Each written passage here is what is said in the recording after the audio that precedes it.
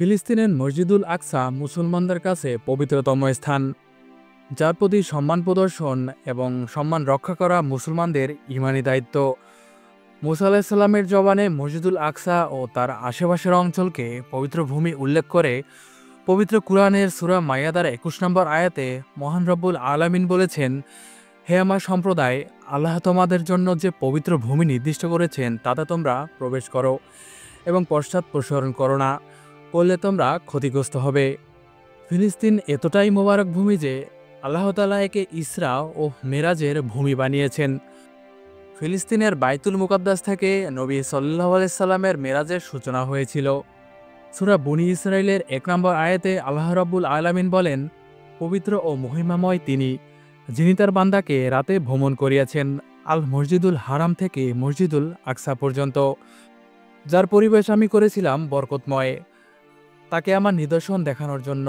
নিশ্চয় তিনি সর্বশ্রোতা সর্বদ্রষ্টা। সত্যের পক্ষে বিজয়ীদের ভূমি হবে ফিলিস্তিন। বাইতুল মুকাদ্দাস তথা ফিলিস্তিনকে নবী সাল্লাল্লাহু আলাইহি সাল্লাম বিজয়ীদের ভূমি হিসাবে উল্লেখ করেছেন। অর্থাৎ ইহুদিদের নির্যাতন ও হত্যাযজ্ঞ একদিন শেষ হবে। মুসলমানদের একটি দল তাদের সঙ্গে যুদ্ধ করবে এবং বিজয় লাভ করবে। হযরত আবু উমামা রাদিয়াল্লাহু তাআলা আনহু থেকে বর্ণিত, রাসূল সাল্লাল্লাহু আলাইহি সাল্লাম বলেছেন, আমার উম্মতের একটি দল সত্যের উপর বিজয়ী থাকবে, শত্রুর মনে পরাক্রমশালী থাকবে।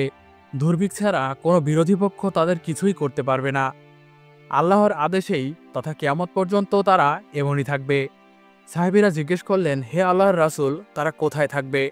রাসূল সাল্লাল্লাহু আলাইহি সাল্লাম বলেন, তারা বাইতুল মুকাদ্দাস এবং তার আশেপাশে থাকবে।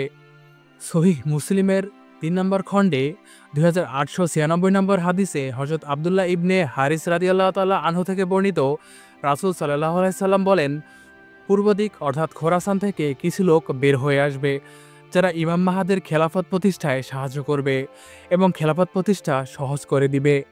তার মানে কিয়ামতের আগে ফিলিস্তিন থেকে অবশ্যই অবৈধ দখলদারির অবসান এবং মুসলমানদের বিজয় আসবে। অন্য এক হাদিসে আবু হুরায়রা রাদিয়াল্লাহু তাআলা আনহু থেকে বর্ণিত, রাসূল সাল্লাল্লাহু আলাইহি সাল্লাম বলেছেন, কিয়ামত সংঘটিত হবে না যতক্ষণ না পর্যন্ত মুসলমানগণ ইহুদি সম্প্রদায়ের সাথে লড়াই না করবে। মুসলমানগণ তাদেরকে হত্যা করবে, ফলে তারা পাথর বা বৃক্ষের আড়ালে গিয়ে আত্মগোপন করবে।